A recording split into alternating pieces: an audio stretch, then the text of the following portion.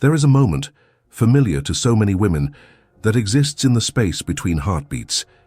It is the profound stillness after you've put your phone down. The screen is dark, but your mind is luminous with questions, rehearsing conversations that may never happen. Your thumb hovers over the cool glass, a hesitation that feels both agonizingly long and infinitesimally small. It is a modern ritual of digital waiting, an invisible battlefield where a woman's peace of mind is often the first casualty. In this space, you find yourself in a quiet negotiation with the void, a silent, internal debate between the impulse to reach out, to close the distance, to make your presence known, and a deep instinctual resistance to being the one who initiates. On one side, there is the fear of being forgotten, the anxiety that if you don't continually stoke the fire, its embers will grow cold. On the other, a quiet, almost stubborn dignity, a whisper from a deeper part of you that refuses to chase, to plead, to perform for a connection that should flow with the ease of breath. You tell yourself it's just a text message, a simple hello, but your soul knows it is never just a text message. It is a gesture laden with unspoken questions. Do you see me? Do I matter to you? Am I worthy of being pursued? Each time you reach out first from this place of uncertainty, you are subconsciously asking for validation.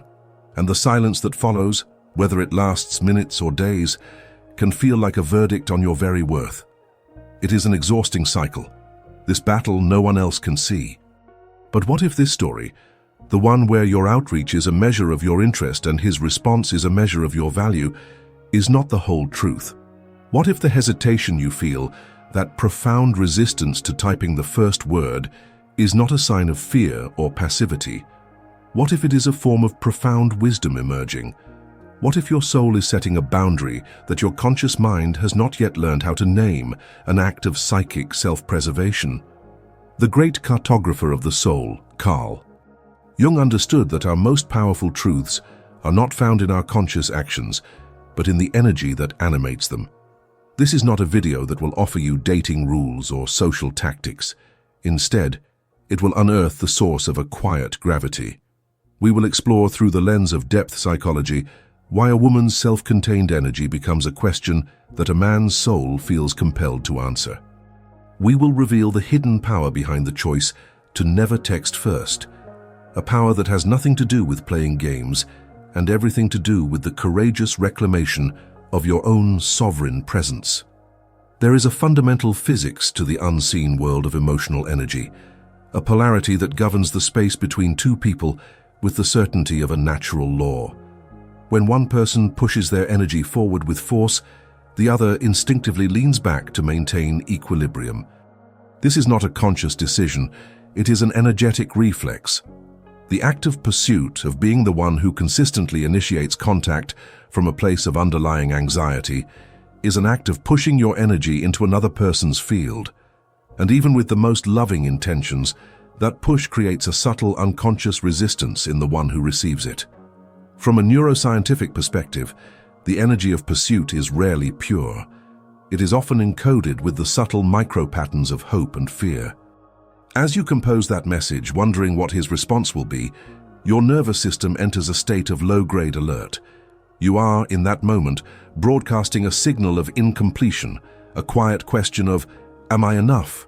Do you see me?" This energy, though invisible, is transmitted. His nervous system, which is designed to read these signals far more accurately than his conscious mind, receives it. It doesn't register the message as a simple hello. It registers the underlying frequency. It feels the weight of your expectation, the subtle demand for a specific outcome. This energy doesn't feel like an invitation, it feels like a task. And the masculine psyche, when it feels an emotional pressure it did not invite, often withdraws to find its own center again. This is the cruel paradox of the chase. Your attempt to create connection often generates the very distance you're trying to close. You are trying to build a bridge, but you are sending materials that feel too heavy for the other side to bear. In the language of Carl Jung, this is a form of projection. When we act from a place of inner lack, we are unconsciously attempting to retrieve a missing part of ourselves from another person. We project our need for wholeness, for validation, for certainty onto them, hoping they will gather it up and hand it back to us, beautifully packaged. But no person can carry the weight of another's unintegrated self. The man feels this weight, even if he cannot name it.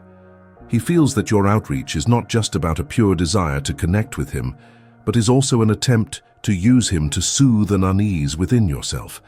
And that feeling, however unconscious, will almost always cause him to take a step back. It is not a rejection of you, but a rejection of the role you have unknowingly asked him to play. This is why your best efforts can feel like they are pouring into a void. It is not that he is cruel, or that you are not worthy.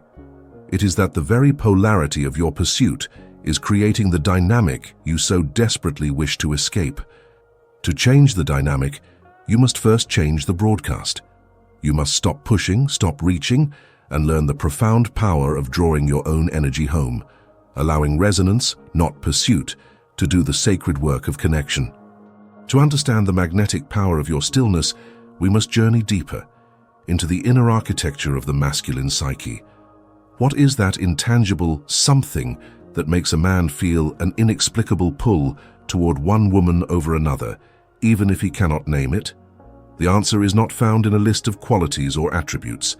It is found in the principle of resonance. Carl Jung dedicated his life to mapping the unseen world within us. He discovered that every man carries an inner, often unconscious blueprint for the feminine. This is not a picture of a specific person, but a composite image, a half-remembered song his soul is always trying to hear. It is an energetic template, forged from the most potent emotional experiences of his life. The tenderness or absence of his mother, the first woman who awakened his heart, the heroines of stories that shaped him, and the collective ancient images of the feminine that live in our shared human story. This inner counterpart represents his own potential for wholeness, his own capacity for feeling, intuition, and connection. He is not consciously aware of this blueprint. Yet, his psyche is always quietly scanning the world, searching for an external resonance that matches this internal form. He is not looking for a woman to complete him, but for a woman whose presence reminds him of the completion that is possible within himself. This is where the profound difference in a woman's energy becomes the deciding factor. A woman whose energy is scattered and outwardly focused, constantly seeking validation, performing for approval, or broadcasting her anxieties, is like a rippled surface of water. When he looks at her, the reflection he sees is distorted, fragmented, and unclear. He cannot see the echo of his own soul in her because her energy is too chaotic, too full of static. He may be entertained, he may even be temporarily attracted to the motion, but the connection remains on the surface, as it is impossible to see a clear image in turbulent waters. But a woman who is in her sovereign presence, who is not chasing, who is self-contained. She is like a still, deep lake. Her energy is calm, her presence is clear. She is not empty. She is full of her own quiet life. When he looks at her, he sees a reflection so profound and undistorted that it stills him. In her presence, he sees not just her, but a reflection of his own forgotten depths, his own capacity for peace, his own soul's feminine counterpart. It is this clear reflection that is so powerfully magnetic. It is not an act of seduction, it is an act of recognition. His soul recognizes in her stillness a state it longs for within himself. This is what he experiences as that inexplicable something about her. It is the feeling of coming home to a part of himself he didn't know he was missing. He is not falling for your strategy. He is falling for the feeling of wholeness he experiences in your field of coherence. He may never be able to articulate this. He will simply feel that with you things make sense. With you he feels more himself. That feeling is the resonance. It is the echo of his own soul that he hears in your quiet. This state, however, is not something you can fake. You cannot pretend to be a still lake for his benefit. That is just another performance, and the ripples of that effort will always betray you. You must become the still lake for yourself. You must do the inner work of clearing your own waters, of finding your own center, of becoming so rooted in your own being that your peace is not dependent on his reflection. And when you do, you stop being one of the many ripples he sees in the world, and you become the still deep water he has been searching for his entire life. This resonance, once established, creates an effect that lingers long after you have left the room, a powerful and palpable gravity. When a woman stops pursuing, she does not become a void, she becomes a gravitational center. There is a profound difference. A void is an emptiness defined by what is missing, a sign of lack. A gravitational center, however, is a place of immense density defined by what it contains. It is rich with its own inner life. It does not need to reach out. Its very substance creates a field that pulls the world toward it. This is the secret behind the power of your absence. It is not the emptiness you leave behind that creates the longing. It is the sudden, palpable weight of the life you are living for yourself.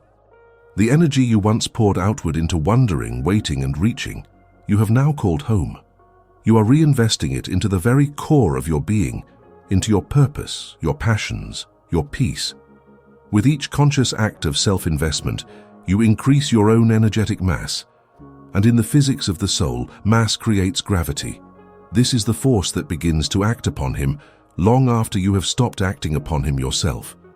He begins to feel the gravity of your presence even, and especially when you are not there. He finds his thoughts beginning to orbit your world, not because you disappeared, but because your world became more solid, more real, more compelling than his own fleeting attention. He may not know why he is thinking of you, but his unconscious is responding to the undeniable pull of your centered, self-possessed energy. He is being drawn toward the warmth of a star, not sucked into the emptiness of a black hole. It is crucial here that we make a distinction that sits at the very heart of the InnerAtlas philosophy. The world of superficial advice often confuses this powerful phenomenon with a manipulative tactic known as punitive silence. Punitive silence is the childish act of ignoring someone to punish them, to provoke a reaction. It is a game of the ego, born from a place of hurt and a desire for control. It is the cold shoulder, and its energy is not quiet. It is loud with unspoken anger. It feels like a slammed door, a challenge, a fight. It activates his ego and his defenses, creating a power struggle. What we are exploring is its sacred counterpart, sovereign silence. This silence is not a tactic against him. It is a profound choice for herself. It is the natural consequence of a woman who is genuinely engaged with her own rich inner and outer world. She is not ignoring him. She is simply more captivated by her own peace, her own growth, her own life. Her lack of initiation is not a strategy to get his attention. It is a symptom of her attention being joyfully and peacefully placed elsewhere, on herself. The masculine psyche can feel the difference with absolute clarity. Punitive silence feels like a test he might resent or a game he might try to win. Sovereign silence feels like a mountain. It is calm, steady, unmovable, and beautiful in its wholeness. It does not challenge him. It inspires him to rise. It communicates, without words, that to enter her world, he must make the journey. It does not create a power struggle. It establishes a standard. This is why this stance is so transformative. It doesn't just change his behavior, it changes the very terms of the engagement. You are no longer auditioning for a role in his life. You are the director of your own, and he is being invited to witness a world that is complete without him. This shift is everything. It is the quiet force that begins to pull him back, not into a game, but into a deeper respect for the woman who holds such a powerful gravitational peace. This steady warmth, this quiet gravity, is the signature of an archetype he cannot help but recognize as home. To truly understand the power of this self-contained presence, we must move beyond the behavior and into the archetype it represents. A woman who simply follows a rule is playing a game. A woman who embodies an archetype is living a truth. The choice to not initiate contact is not the source of your power. It is a symptom of a much deeper energy you have begun to cultivate. The energy of the Hearthfire. Think of a queen sitting on a distant throne. She is powerful, sovereign, and admirable, but she can also be cold, unapproachable. The Hearthfire is different. It is not distant. It is the very center of the home. A Hearthfire does not chase away the cold or shout to be noticed. It simply burns. It is a source of light and warmth that is utterly self-sustaining, fed from its own core. Its steady, quiet glow is its power.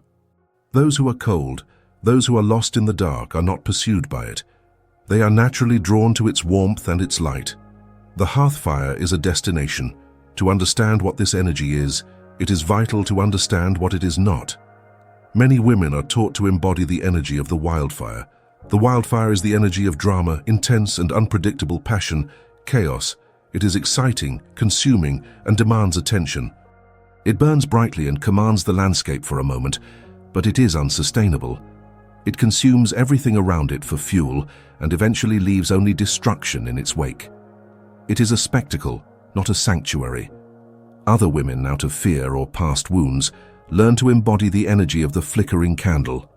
The candle's light is weak, unstable, and utterly dependent on external conditions. It needs to be shielded from the slightest breeze of indifference. It provokes in others a sense of obligation, a duty to protect its fragile flame. It can inspire tenderness, but it cannot inspire a man to build his world around it, because its light is too precarious, too dependent on him for its very survival. The Hearthfire is the sacred synthesis. Its power is in its consistency and its self-sufficiency. This is the energy that communicates profound safety to the masculine psyche. It signals a woman who is not a fleeting spark of drama or an unstable flame of need. It signals a woman who is a steady source of warmth, a place he can return to, an emotional home. In a world of chaos and uncertainty, this energy is the rarest and most valuable treasure. A man may be entertained by the wildfire and may feel a duty to shield the candle, but he will build his life around the hearth. It is not about being boring. It is about being a reliable, life-giving source of energy that he can trust. Embodying the Hearthfire means you are no longer a consumer of energy, but a generator of it. You are tending to your own inner flame. Your joy, your peace, and your sense of worth are your own fuel source. You are not dependent on his attention or anyone else's to burn brightly. The warmth you offer to the world becomes an overflow of your own inner abundance, not a resource you trade in exchange for validation. But how does one build this fire within? How do we tend to a flame that the world constantly tries to extinguish? The answer is not in grand gestures, but in a small, consistent and sacred practice of returning your own energy to its rightful home. This understanding of the Hearthfire is profound, but knowledge that is not embodied remains a philosophy, not a reality. The bridge between knowing and being is sacred practice. This is the moment we move from the why to the how. This is the practice that turns this knowledge into a felt experience, a cellular truth. We call it the anchoring ritual, a practice in the homecoming of energy. This ritual is not about learning to resist the urge to text him. That is a battle of willpower, and willpower eventually tires. This is about learning to transmute the very energy of that urge. It is about taking the scattered, anxious energy of wanting and lovingly calling it back to the grounded, centered energy of being. When you feel that familiar impulse arise, the anxious urge to initiate, to check, to seek, do not fight it, do not shame it, do not suppress it. Simply see it for what it is, pure, potent, creative energy that has been conditioned to seek a home outside of you. Your task is not to extinguish this energy, but to give it a new and more nourishing place to land. Here is the practice. First, the recognition. The moment the impulse arises, pause. Before your thumb can move, before your mind can begin its story, simply notice. Acknowledge the feeling as a wave of energy moving through your body. Where do you feel it? Is it a tightening in your chest, a fluttering in your stomach, an electric current in your hands? Gently name it to yourself without judgment. Ah, there is the energy of outreach. I feel it. I see it. Just by naming it with compassionate awareness, you create a sacred space between your true self and the compulsive pattern. You are no longer the storm. You are the calm sky, watching the storm cloud pass. Second, the question of origin. With that space created, gently ask your body, not your mind, a single question. The mind will rush to rationalize the chase. The body knows a deeper truth. Ask it, does this impulse come from my fear or from my fullness? Listen for the answer in sensation, not in words. An impulse from fear feels contracted, tight, urgent, and sharp. It carries the metallic taste of anxiety. An impulse from fullness feels expansive, calm, optional, and warm. It carries the quiet hum of a genuine desire to share, with no attachment to the outcome. By learning to discern the origin of the impulse, you reclaim your power of choice. Third, the homecoming. Now, we call the energy home. Place a hand on your lower belly, a few inches below your navel. This is your body's center of gravity, the hara in Zen, the dantian in Taoism. It is your energetic core, a place of deep, quiet power. Close your eyes if you feel comfortable. Take a slow, deep breath into your hand. As you exhale, visualize all of that scattered energy, the energy from your racing mind, your tight chest, your restless hands, gently flowing down and gathering in this warm, solid center beneath your palm. With each breath, feel it settling, becoming denser, more stable. Feel your own weight, feel your own presence. Remind yourself, with a silent whisper, I am home. This is the source. Practice this homecoming every time the impulse to chase arises. At first, it may feel like an effort, but with time it will become your natural instinctual response. You're not just stopping a habit, you are rerouting a river. You are teaching your nervous system, cell by cell, that its true source of safety and fullness is not in a response from a screen, but in the unshakable center of your own being. This is the quiet, patient, daily work of building your Hearthfire. This is the practice of sovereignty. And it is from this grounded place that the final truth of this journey reveals itself. We began this journey together in the quiet, anxious space of a modern dilemma, a question about a text message.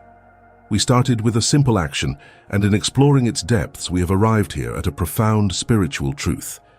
The choice to not text first, we have discovered, is not a rule in a game of seduction. It is the outermost symptom of a deep internal state of being, the state of the Hearthfire, of a soul that has become its own gravitational center. The hidden power that the title of our conversation promised is now revealed. It is not a tactic to make him chase you, although that is a frequent and natural consequence. The true hidden power is the magnetic, undeniable radiance of a woman who no longer requires anything outside of herself to feel whole. It is the quiet authority of a soul that has stopped seeking and has started being. The chase, should it come, is not the prize. The prize is the unshakable peace you discovered when you stopped running. His pursuit is merely a reflection of the value you finally claimed for yourself.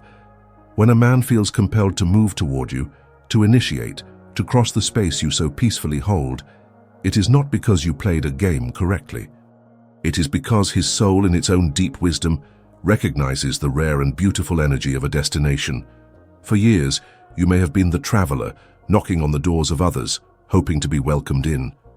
The journey we have explored tonight is about ending that pilgrimage.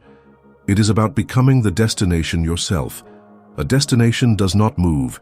It is solid, real, and has its own climate, its own geography, its own sacred sites. People make plans to journey toward it. They cross oceans and deserts, not because the destination begs them to, but because its very existence is a promise of something real and true. When you embody the Hearthfire, when you practice the homecoming of your own energy, you become that place. So the next time you stand in that quiet negotiation with the void, your phone dark in your hand, remember the truth you have learned here. The choice is not between sending a message or not sending one. The choice is between scattering your power into the wind or calling it home to the steady, warm, and radiant center of your own being. Always, always call it home.